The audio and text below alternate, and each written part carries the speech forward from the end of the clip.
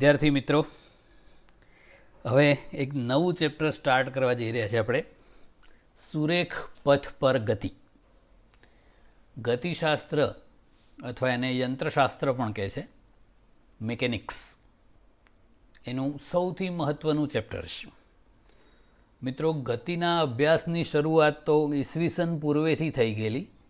એરિસ્ટોટલે ગતિનો અભ્યાસ કરવાનું શરૂ કરેલું, પણ એણે જે ગતિના ખ્યાલો રજૂ કર્યા હતા એ ઓલમોસ્ટ ખોટા હતા. વિધિવત રીતે ગતિનો અભ્યાસ છે એ ગેલેલિયો ગેલેલીએ કરેલો. એ ગેલેલિયો જે વર્ષે મરેલો એ જ વર્ષે ન્યૂટન જન્મેલો. એટલે ગેલેલિયોએ જે પ્રાયોગિક અભ્યાસો પરથી બધી નોંધો લખેલી, એના પરથી પછી ન્યૂટને આગળ સંશોધનો કર્યા અને એ ગતિનો ડિટેલ અભ્યાસ ન્યૂટને સિંગલ હેન્ડેડ કરેલો છે. તો એમાંનું આ પહેલું ચેપ્ટર છે. તો સૌથી પહેલાં તો ગતિ થતી હોય એવા કેટલાક વ્યવહારુ ઉદાહરણોની આપણે વાત કરવાની છે. તો આપણે ચાલીએ કે દોડીએ, સાયકલ ચલાવીએ, ઊંઘીએ ત્યારે શ્વાસ લઈએ એટલે ફેફસામાંથી હવા અંદર બહાર જાય, ધમની અને શિરાઓમાં લોહીનું વહન થાય, વૃક્ષ પરથી પાંદડા નીચે પડતા હોય, ફળ નીચે પડતા હોય, બંધમાંથી પાણી નીચે આવતું હોય, લોકો એક જગ્યાએથી બીજી જગ્યાએ જતા હોય, વાહનોની ગતિ, વિમાનો, પૃથ્વી, સૂર્ય, બધા ગ્રહોનું ભ્રમણ. તો આ બધા ગતિના જ ઉદાહરણો છે. દાખલા તરીકે આ રોકેટ છે, એ આપણે પૃથ્વી પરથી ઉપર જવા દઈએ તો એ પણ એક પ્રકારની ગતિ જ છે. તો આવા ગતિના અસંખ્ય ઉદાહરણો છે. આપણે એ વન બાય વન આવું ચિત્રાત્મક સ્વરૂપે જોઈએ. તો ગતિના જુદા જુદા ઉદાહરણ આપણે કરીએ છીએ. દાખલા તરીકે ચાલવું, દોડવું, સાયકલ ચલાવવી, શ્વાસ લઈએ એટલે ફેફસામાં જે હવા અંદર બહાર જાય છે એ, છોટા બીમાં તો પછી આ રીતે ધમનીઓમાં અને શિરાઓમાં લોહીનું વહન થતું હોય, બહારો ફૂલ બરસાવો. આ ઝાડના પાંદડા નહીં, આ તો બધા દિલ પડે છે. ઓકે. પછી આ રીતે બોલની ગતિ, વાહનોની ગતિ, ટ્રાન્સફોર્મર છે, ગ્રહોની ગતિ, 6. આમાં પણ બધા ગતિમાં જ હોય. બેટ્સમેન, બોલર, ખાલી એકલો એમ્પાયર બેઠા બેઠા શાંતિથી જોતો હોય. મછલી જલ કી રાની હે, એ કોઈ દિવસ ઠરીને ના બેસે. આ રાફેલ વિમાન છે, એ વિશ્વનું સૌથી અત્યાધુનિક ફાઇટર પ્લેન છે. આ તો ખબર હશે બધાને, સ્પેસ શટલ. પેલા બૂસ્ટર રોકેટ હતા, થ્રસ્ટર્સ, એ થોડાક ટાઈમ પછી અલગ થઈ જતા હોય. આ લોલક છે. તો આ બધા ગતિના ઉદાહરણો છે. ખાલી આટલા જ હોય એવું નહીં, ઘણા બધા હોય. તો એ ગતિ વિશેનું ડિટેલ હવે આપણે કરીએ છીએ. મિત્રો, આ બધું પરીક્ષામાં પૂછવા માટેનું નથી હો, એ ખાલી એક વિષય પ્રવેશ છે. હવે બરાબર ધ્યાન રાખજો, ચેપ્ટરની શરૂઆત આપણી અસલી હવે અહીંયાથી સ્ટાર્ટ થાય છે. કોઈ પણ પદાર્થ સ્થિર છે કે ગતિમાં, એ કેવી રીતે જાણી શકાય? મતલબ કે ગતિ એટલે શું એ સમજવાનું છે. તો આ ગતિની વ્યાખ્યા છે, જ્યારે કોઈ વસ્તુ બીજી કોઈ વસ્તુના સાપેક્ષમાં સમય સાથે પોતાનું સ્થાન બદલે તો તે વસ્તુ એ બીજી વસ્તુની સાપેક્ષે ગતિમાં છે એમ કહેવાય, નહીંતર સ્થિર છે એમ કહેવાય. અને આપણે જુદા જુદા ઉદાહરણો કરવાના છે. એટલે ગતિ સાપેક્ષ બાબત છે, ઇન શોર્ટ. એટલે કશાકની સાપેક્ષે જ વાત કરવી પડે. દાખલા તરીકે કોઈ અચળ વેગથી ગતિ કરતી બસ છે જે એક જ ધારી જઈ રહેલી છે, એમાં આપણે બેઠા છીએ. બાજુની સીટમાં એક પુસ્તક પડેલું છે. તો આપણી સાપેક્ષે એ પુસ્તક સ્થિર છે એવું કહેવાય. ઇવન ડ્રાઈવર ધારો કે આપણાથી 3 સીટ આગળ હોય તો 10 મિનિટ બસ ચાલતી રહે અને 10 મિનિટ પછી જુઓ તો એ ડ્રાઈવર આપણાથી 3 સીટ જ આગળ હોય ને, તો આપણને ડ્રાઈવર કેવો દેખાય? સ્થિર. પણ રોડ ઉપર ઊભેલો જે વ્યક્તિ હોય બસની બહાર, એને એ બસ પણ ગતિમાં લાગે, આપણે પણ ગતિમાં લાગીએ, ડ્રાઈવર પણ ગતિમાં લાગે, અને જો પુસ્તક દેખાતું હોય તો એ પણ ગતિમાં લાગે. તો એ રોડ ઉપર ઊભેલા અવલોકનકારને આ બધું ગતિમાં લાગે છે, અને આપણે બસની અંદર બેઠા છીએ તો આપણને એ બધું સ્થિર લાગે છે. એટલે એ પુસ્તકની ગતિનો ધારો કે આપણે અભ્યાસ કરતા હોઈએ તો આપણે બસની અંદર છીએ તો આપણે એવું કહીશું કે પુસ્તક સ્થિર છે, અને જે રોડ ઉપર ઊભેલો વ્યક્તિ છે એ એવું કહેશે કે પુસ્તક ગતિમાં છે. કોણ સાચું? બંને. કેમ કે એ ક્યાંથી વર્ણન કરવામાં આવે છે એની પર છે.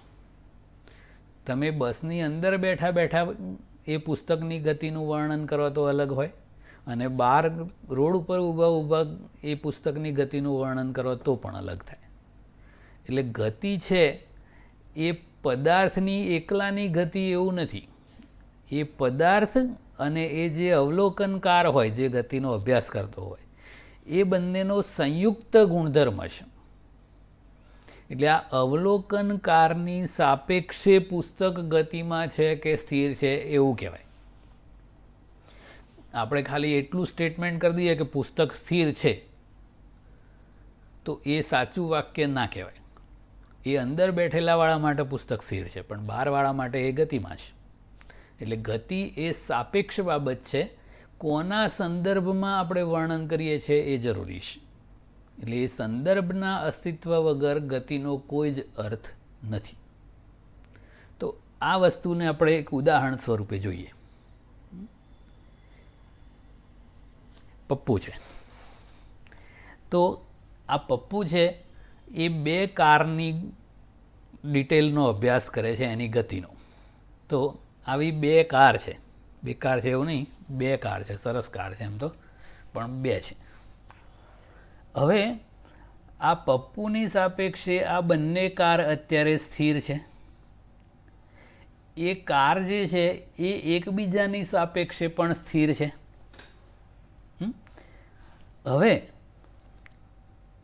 આમાંથી એક કાર ગતિ કરવા ચાલુ કરે છે, પણ એ કારે ગતિ કરી એવું કોણ કે? તો આ પપ્પુ કે એ કાર મારી તરફ આવી રહી છે. પણ આ જે ગોલ્ડન કાર છે એનો ડ્રાઈવર શું કહેશે કે એ કાર છે એ મારાથી દૂર જઈ રહી છે.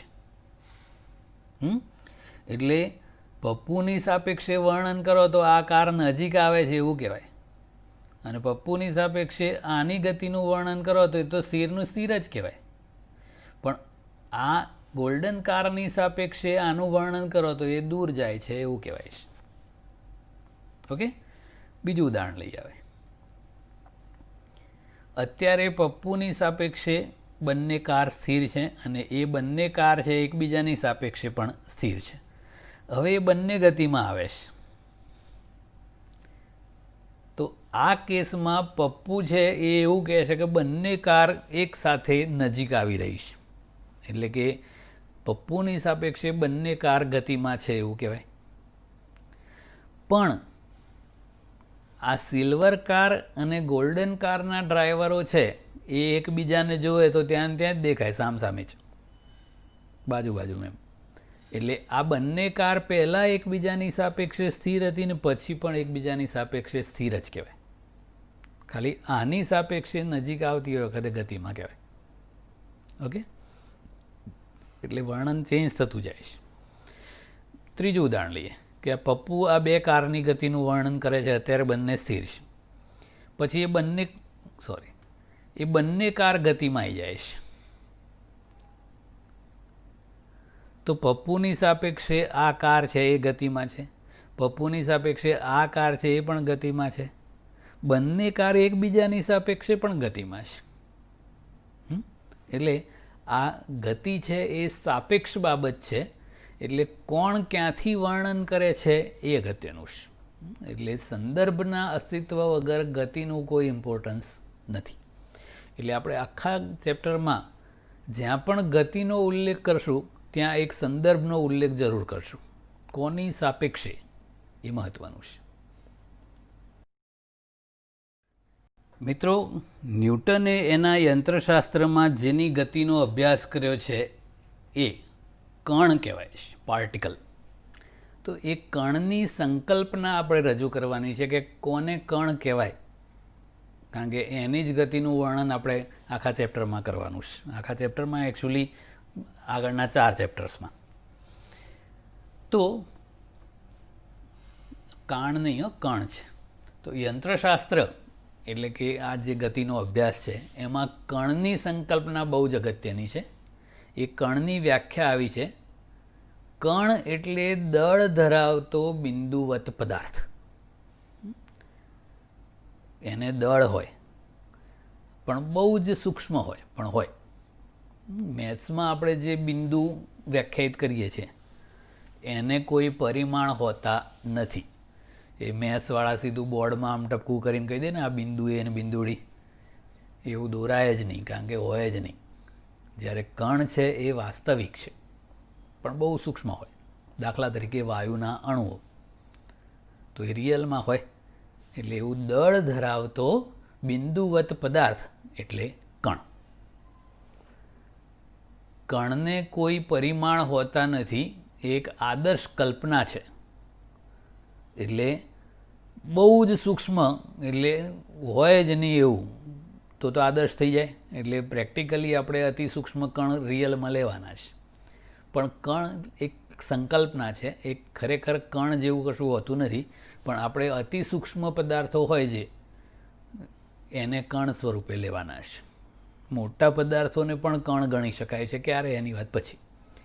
તો કણ માટે પહેલી કન્ડિશન છે કે કણ ફક્ત રેખીય ગતિ જ કરી શકે, આમ જ જાય, એવું ગબડે ને એવું બધું ના કરી શકે. એટલે કણ માત્ર રેખીય ગતિ જ કરી શકે.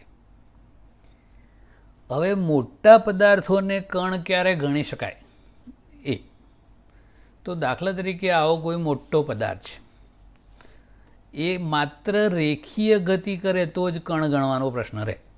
તો એ આમ સરકે છે. તો આ આખા પદાર્થને આપણે કણ ક્યારે ગણી શકીએ એ તો આમાં તો અસંખ્ય કણોનો બનેલો પદાર્થ હોય. તો આના દરેકે દરેક કણ છે એ ધારો કે આ સેન્ટર છે એ અહીંયાથી અહીંયા ડી અંતર કાપીને આવ્યો, તો આ જે કોર્નર છે એણે કાપેલું અંતર પણ ડી જ હોય, આ કોર્નરે કાપેલું અંતર પણ ડી જ હોય, પછી આ કોર્નર બધાએ કાપેલું અંતર એક સરખું ડી જેટલું જ હોય. તો આવા સંજોગોમાં ઘણા બધા પદાર્થ કણોનો બનેલો પદાર્થ હોય તો એમાંનો કોઈ એક પ્રતિનિધિ કણ લઈ લેવાનો. એટલે એ આખો પદાર્થ છે એ આવા એક સૂક્ષ્મ કણને બરાબર છે એવું વિચારે. અને આ પ્રતિનિધિ કણ આપણે લીધો સપોઝ, તો એની ગતિનું વર્ણન કરો કે એણે ડી જેટલું અંતર આટલા સમયમાં કાપ્યું, એટલે બાકીના બધાનું એવું જ હોય. એટલે આવા સંજોગોમાં મોટા ઘન પદાર્થો હોય એને પણ કણ ગણી શકાય છે. ઓકે. બીજું, જ્યારે બે પદાર્થો વચ્ચેના અંતરની સરખામણીમાં એ પદાર્થના પરિમાણ એટલે સાઇઝ અવગણી શકાય એવા હોય, એવા સંજોગોમાં પણ પદાર્થોને કણ ગણી શકાય. તો મિત્રો, ન્યૂટને ગુરુત્વાકર્ષણનો અભ્યાસ કર્યો તો એમાં પૃથ્વી અને સૂર્ય તો બહુ મોટા મોટા કહેવાય, પણ એમની વચ્ચેનું અંતર બહુ જ જબરજસ્ત. આપણે એક એસ્ટ્રોનોમિકલ યુનિટ કરેલું ને, તો એ તો બહુ મોટું અંતર છે. તો આવું પૃથ્વી અને સૂર્યના તંત્રનો અભ્યાસ કરતા હોઈએ તો એ બે વચ્ચેનું આ જે અંતર છે આટલેથી આટલું હોય, એક એસ્ટ્રોનોમિકલ યુનિટ, એ બહુ મોટું હોય અને એના સંદર્ભમાં આ પૃથ્વી અને સૂર્યની ત્રિજ્યાઓ બહુ જ નાની કહેવાય.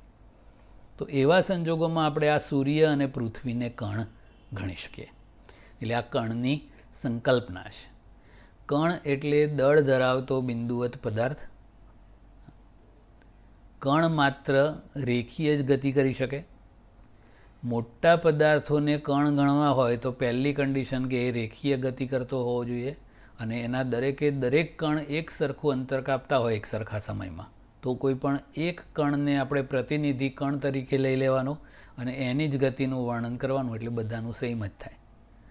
અને આવા બહુ જ મોટા અંતરે રહેલા પદાર્થો હોય તો એ ભલે પદાર્થો પોતે મોટા છે છતાંય આપણે એને બિંદુવત કણ સ્વરૂપે લઈ શકીએ છીએ.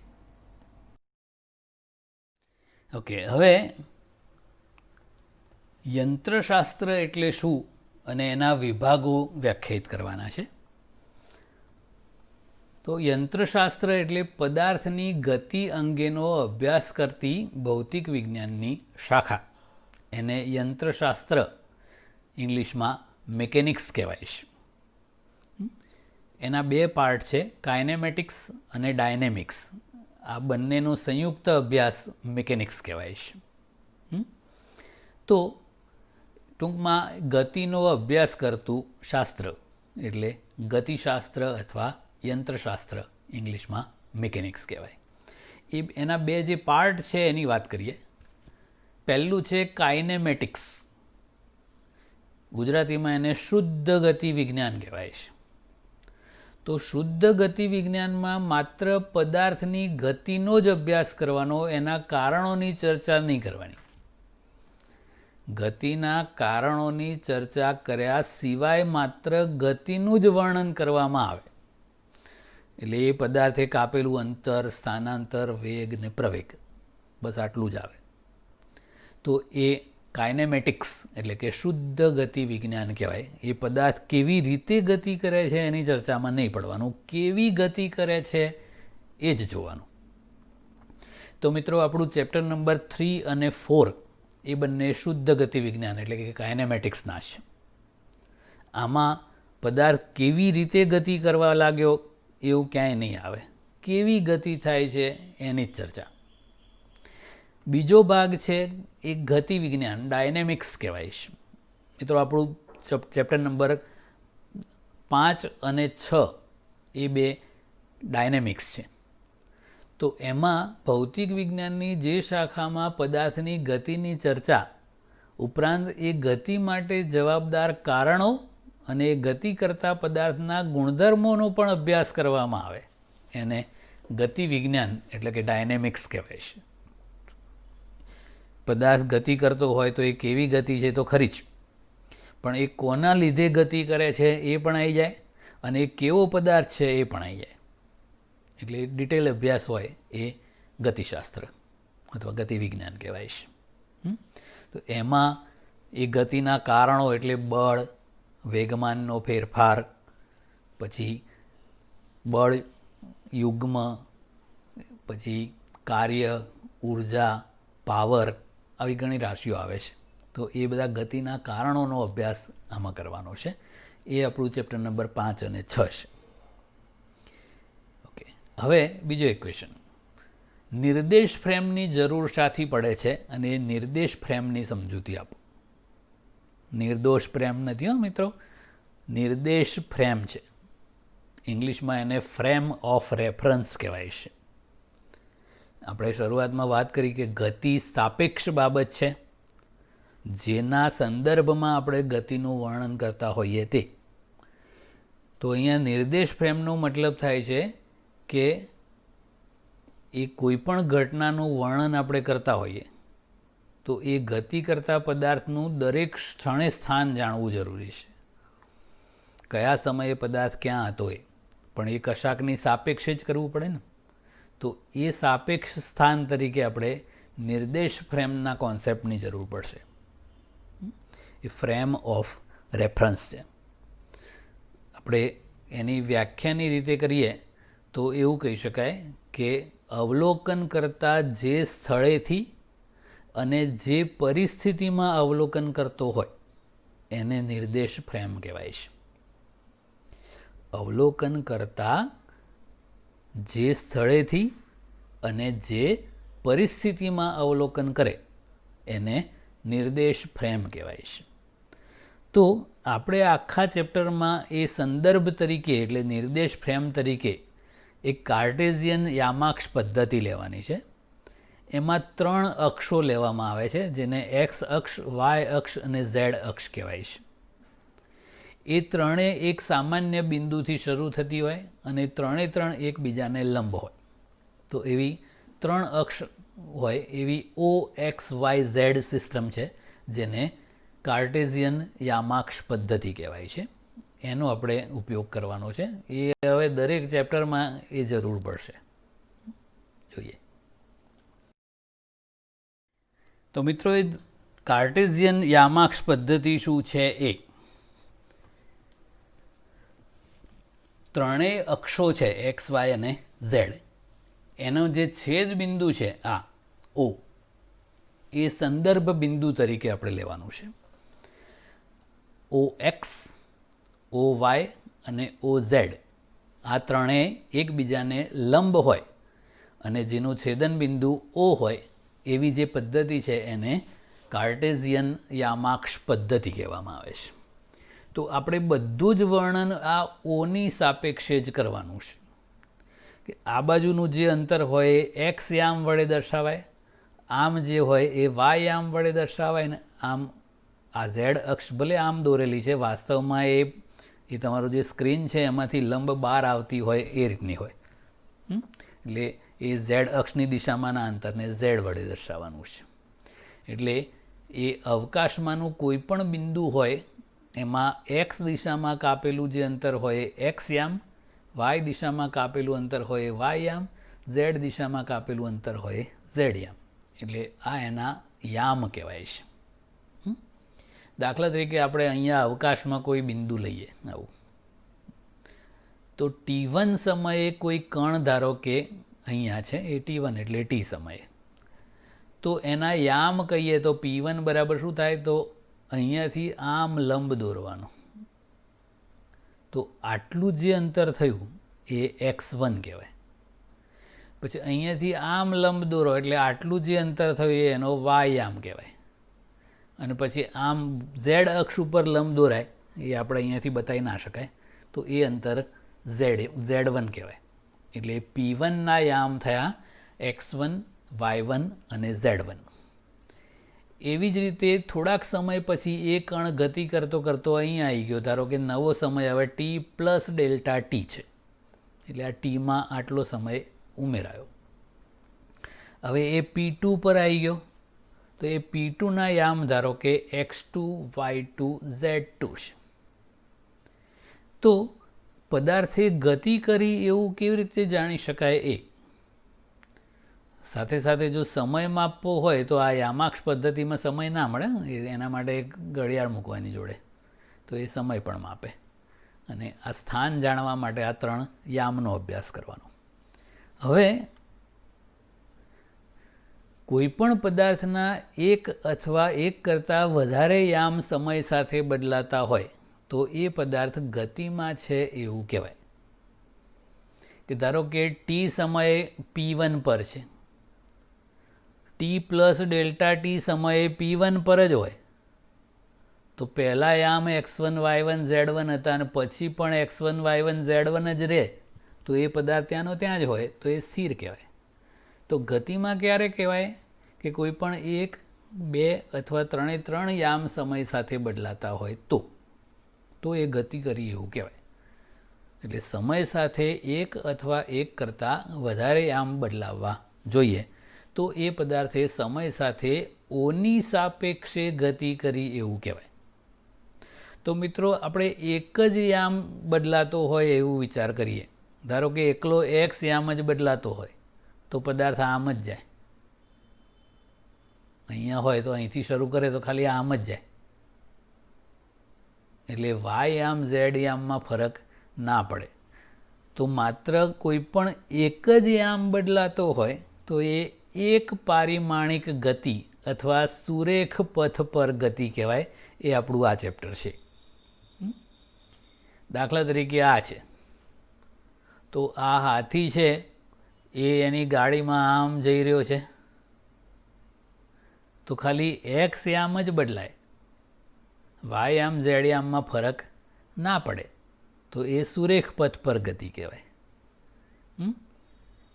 પછી ધારો કે આ ટકલો છે એ આમ જઈ રહ્યો છે તો માત્ર એના વાય યામમાં જ ફેરફાર થાય છે. એક્સ અને ઝેડ યામમાં કોઈ ફેરફાર થતો નથી.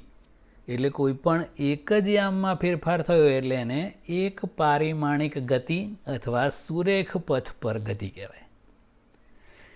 એક સાથે જો બે અક્ષો એટલે બે યામ બદલાતા હોય તો દ્વિપારિમાણિક ગતિ અથવા સમતલમાં ગતિ કહેવાય છે. ઉદાહરણ તરીકે આ લોલક છે તો એનું જે ગતિ છે એ આવા XY સમતલમાં થાય છે. આમ તો એનો એક્સ યામે બદલાય અને સાથે સાથે વાય યામ પણ બદલાય પણ બહાર ના આવે એટલે ઝેડ યામ બદલાતો નથી. એટલે એક સાથે બે યામ બદલાય છે એટલે એ દ્વિપારિમાણિક ગતિ કહેવાય અથવા સમતલમાં ગતિ કહેવાય. એવું બીજું ઉદાહરણ કરીએ કે ધારો કે આ કૂતરો એક બોલ લઈને આમ કૂદે છે તો એ બોલ એકચ્યુઅલી આમ જાય એ આપણી બાજુ ના આવે એટલે આ દ્વિપારિમાણિક ગતિનું ઉદાહરણ કહેવાય. અને જો ત્રણ યામ એક સાથે બદલાતા હોય તો એને ત્રિપારિમાણિક ગતિ અથવા અવકાશમાં ગતિ કહેવાય. દાખલા તરીકે આ તો એનો એક્સ યામે બદલાય, વાય યામે બદલાય અને ઝેડ યામે બદલાય તો એ ત્રિપરિમાણમાં ગતિનું ઉદાહરણ કહેવાય. આવો પ્રયોગ નહીં કરવાનો. પક્ષી ઉડતું હોય તો એની પાંખો વિચારો તો એ આગળ વધે, ઉપરે જાય, નીચે જાય, બધી બાજુથી ગતિ થતી હોય એટલે આ ત્રિપરિમાણીય ગતિનું ઉદાહરણ કહેવાય.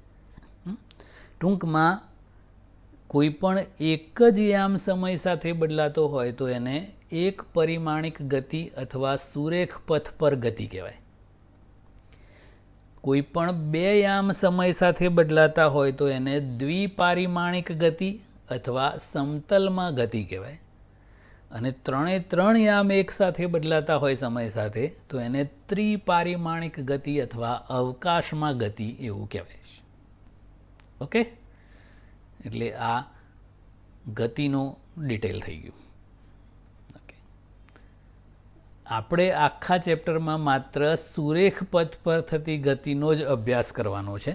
એટલે કોઈ પણ એક જ અક્ષ ધ્યાનમાં લેવાનું, એક્સ અક્ષ અથવા વાય અક્ષ અથવા ઝેડ અક્ષ. એ પદાર્થ આમ જતો હોય તો એક્સ અક્ષના ધ્યાનમાં લેવાનું ને આમ ગુરુત્વાકર્ષણની અસર હેઠળ હોય તો વાય અક્ષ ધ્યાનમાં લેવાનું છે. એટલે આપણે એના સંદર્ભમાં આખા ચેપ્ટરમાં ગતિનો અભ્યાસ કરવાનો છે. Okay, that's it.